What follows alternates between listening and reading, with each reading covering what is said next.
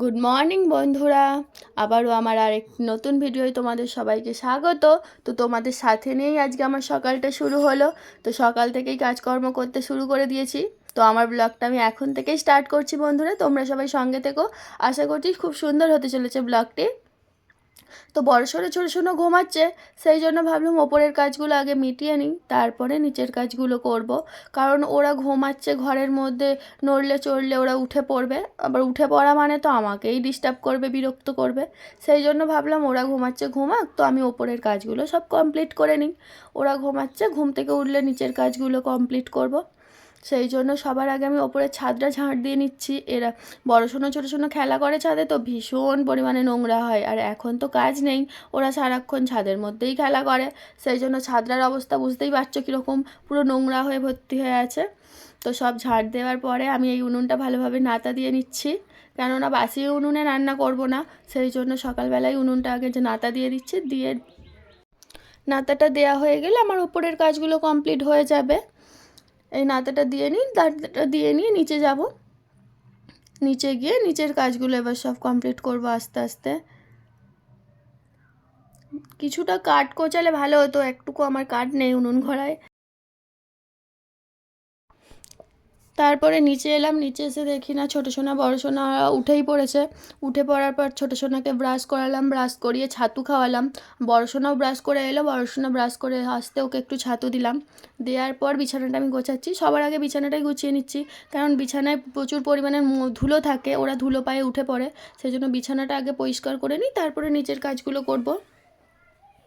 বিছানা ঝাড়ার পর আমি ভালোভাবে ঘরটা ঝাঁট দিয়ে নিয়েছি পরিষ্কার করে। আগে ঘরের মানে ঝাঁটপাটগুলো দিয়ে দিলে কি হয়, বিছানার নোংরাগুলো আবার পরে পরে আবার আমাকে ঘরটা ভালোভাবে ঝাঁট দিতে হয়, পুছতে হয়। কেননা বিছানার ধুলো ময়লাগুলো তো ঝাড়ার পর আবার মেঝেতেই পড়ে।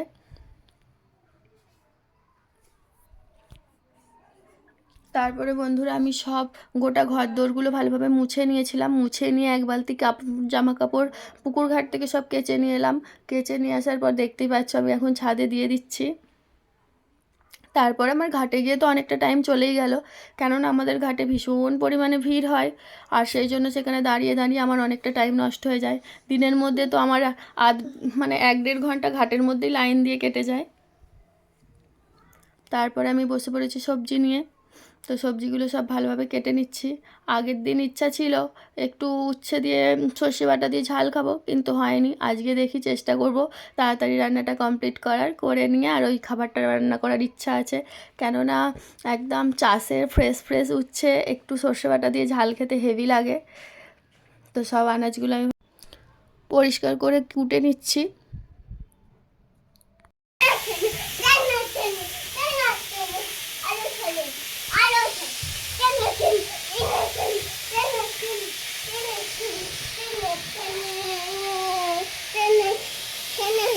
কোথায় যাচ্ছি তুই কর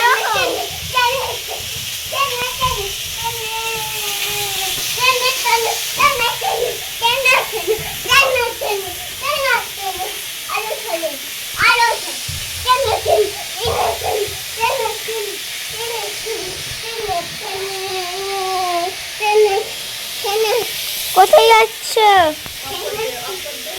ভাইরাল ভিডিওর প্রভাব কীরকম বাচ্চাদের ওপর পড়েছে দেখেছো? ওইটুকুনি 2 বছরের মেয়ে আমার তেঙ্গে তেঙ্গে করছে, ঠিক আছে। আর আমি বসে বসছি বাটনা করতে, আমি রান্না করছিলাম। আমার একবার একটা তরকারি বসানো হয়ে গেছে, আমি ডিমের ঝালটা বসিয়ে দিয়েছি, আদা রসুন বাটনাটা করে নিয়ে ডিমের ঝালটা করে নিয়েছি, ওখানে উনুনে হচ্ছে। তারপর আমি বসেছি এই যে সর্ষে বাটতে। এই সর্ষেটা বাটছি উচ্ছের ঝাল করব বলে, আজকে তো আমি উচ্ছের ঝাল করেই ছাড়বো। সেই জন্য সর্ষেটা ভালোভাবে বেটে নিচ্ছি। ওইটুকু ফুচকে মেয়েরা তারাও তেঙ্গে তেঙ্গে করছে। ওপরের দালানটা ফাঁকা আছে বলে ওরা খেলা করছে দৌড়াদৌড়ি করে। বাইরে যেতে হচ্ছে না, না হলে ওপরের দালানে কাজ থাকলে ওরা অনেক সময় রাস্তার মধ্যে খেলে। তো আমার এদিকে আমি উচ্ছেটা ভাজতে বসিয়ে দিয়েছি। আর উচ্ছে বেগুন দিয়েই সর্ষে বাটা দিয়ে ঝাল করব। উচ্ছে বেগুন ভাজি করার মধ্যে হালকা ভাজা হয়ে গেলেই করে নেব, কেননা যেমন ভাজা খেলেও উচ্ছেটা অনেকটা পরিমাণে ভাজি, সেরকম ভাজবো না, হালকা করে ভাজবো, ভেজে তারপরে তরকারিটা বানাবো। তো আমার এদিকে সর্ষে দিয়ে এই উচ্ছের ঝালটা হয়ে গেছে প্রায়। এবার আমি নামিয়ে নেব, নামিয়ে নিয়ে আর ভাত বসিয়ে দেবো। এখন আমার ভাতটা হয়নি, আমি শুধু জাস্ট চাটনিটা ডিমের ঝালটা আগে করে নিয়েছি, আর এখন করছি আমি উচ্ছের দিয়ে ঝাল, সর্ষে বাটার ঝালটা। মানে শুকনো শুকনো করে হয়ে গেছে উচ্ছে বাটার ঝালটা, এই উচ্ছের ঝালটা, সেই জন্য নামিয়ে নিচ্ছি।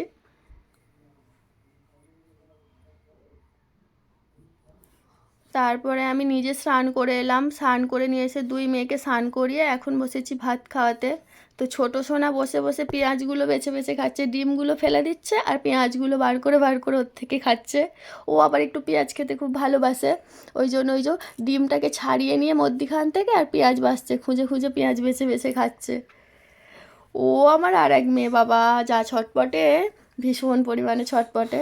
আর এই যে খাওয়াতে বসেছি, আমাকে কত কষ্ট করে যে খাওয়াতে হবে তার কোনো ঠিকানা নেই।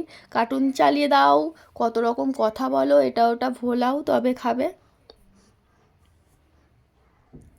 তো আমাদেরও খাওয়া হয়ে গেছে, সেই জন্য গোটা ঘরটা, সঙ্গী ঘরটা ভালোভাবে মুছে নিচ্ছি। আর ছোট বাচ্চারা খেতে বসলে তো বুঝতেই পারছো চারিদিক সঙ্গী করে, সেই জন্য গোটা ঘরটাই আমি ভালোভাবে চেপে মুছে নিচ্ছি। ওরা ভাত মুখে নিয়ে এদিক ওদিক ছোটাছুটি করে, দৌড়াদৌড়ি করে, সেই জন্য গোটা ঘরেই একটা দুটো করে ভাত পড়ে যায়। সেই জন্য ডেলি আমি পুরো ঘরটাই ভালোভাবে মুছে নিই খাওয়া দাওয়ার পরে। তারপরে আবার এখন গরম পড়েছে, একটু মেঝের মধ্যে মানে শোয়া দেওয়া হয়, সেই জন্য আবার মুছে নেওয়া হয়। বিকেলবেলা ঘুম থেকে ছোটো সোনা উঠে পড়েছে, তো ওকে একটু মুড়ি তরকারি খাইয়ে দিচ্ছি। ওই যে খাবে, বার করবে মুখ থেকে, ওর তো ওটাই কাজ। এক গাল খাবে তো দু গাল ফেলে দেবে, বার করে দেবে মুখ থেকে, তারপর বারবার জল খাবে, গ্লাস নেবে, গ্লাস উল্টে দেবে, এসবই কাজ ওর। তারপর অনেক দিন পর আজকে কাজ পেয়েছি বন্ধুরা, ম্যাক্সিমাম 10-12 দিন আমি বসেছিলাম বলতে বাড়ির কাজকর্ম করছিলাম, জরির কাজটা করিনি, জরির কাজটা ছিল না, একটু জরির কাজের সিজনটা মন্দা, সেই জন্য কাজ ছিল না, মানে বাড়ির কাজকর্ম, বাচ্চাদের দেখাশোনা এইসবই করছিলাম, জরির কাজটা ছিল না।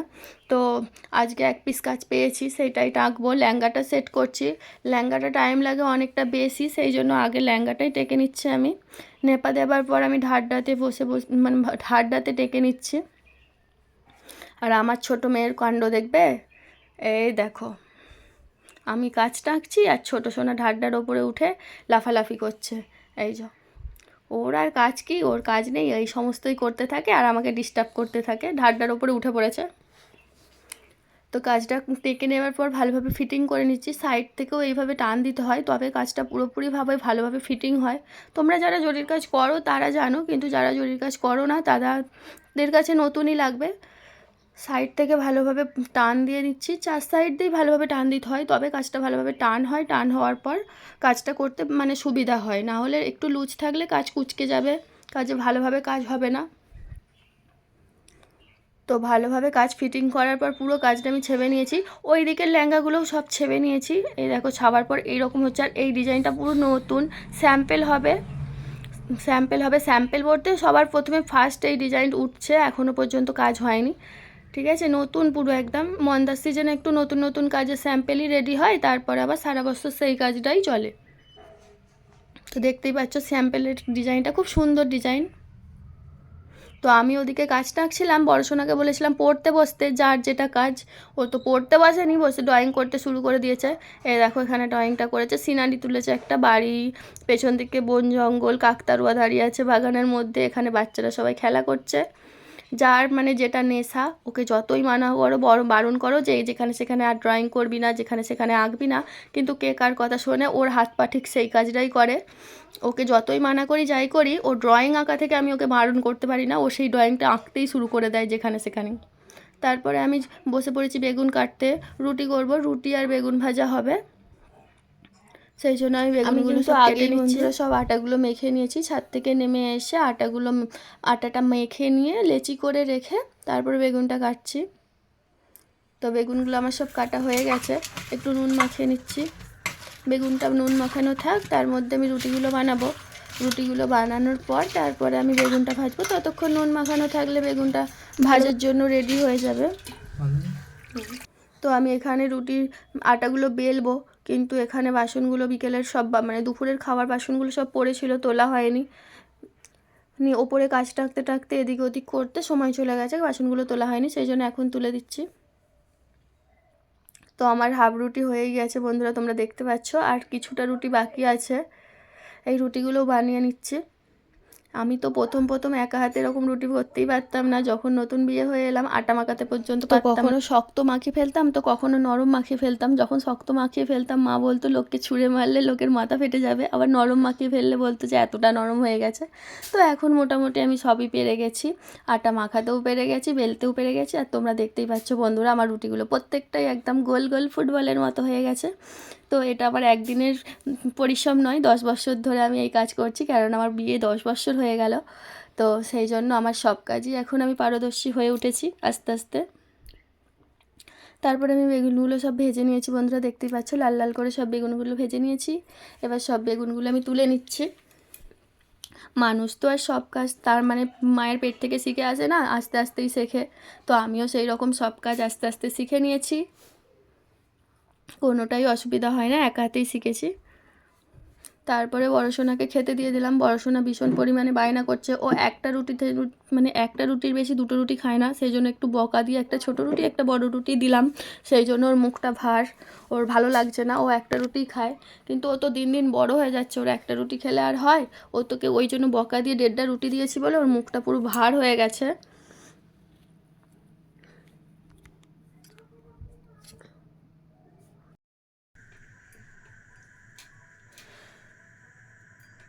সব কাজের শেষেই আমি চুলটা বাঁধার সময় পাই বন্ধুরা। প্রত্যেক দিন রাত্রিবেলা সব কাজ মেটানোর পর আমি চুলটা বাঁধি। এখন আমার খাওয়া হয়নি, অন্য অন্য দিন খাওয়ার পরে চুলটা বাঁধি। তো আজকে বড় সোনাকে খেতে দিয়ে চুলটা বেঁধে নিচ্ছি। তো আমার ব্লগটা আমি এখানেই শেষ করছি বন্ধুরা। যদি ভালো লাগে লাইক করো, কমেন্ট করো অ্যান্ড চ্যানেলটা সাবস্ক্রাইব করে আমার পাশে থেকো। এখনকার মতন গুড নাইট বন্ধুরা।